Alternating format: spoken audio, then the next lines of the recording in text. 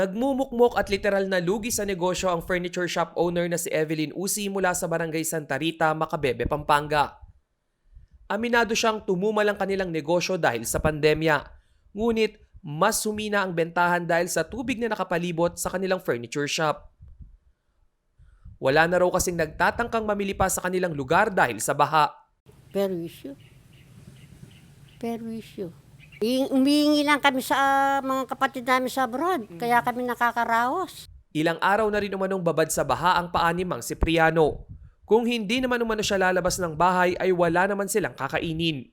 Panawagan namin sa kinaukulan, patambakan na kagad itong karsada nito para hindi namin linulusong na ganyan. Batay sa tala ng Provincial Disaster Risk Reduction and Management Office, 24 na barangay na sa Masantol at Macabebe ang lubog sa baha.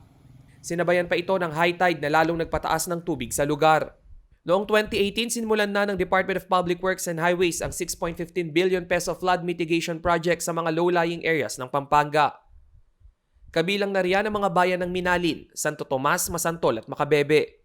Kabilang sa proyekto ang paggawa ng mga kanal at dike. Ayon sa DPWH, on track naman umano ang proyekto na inaasahang matatapos sa March 2022. Rainiel Pawid, CLTV News.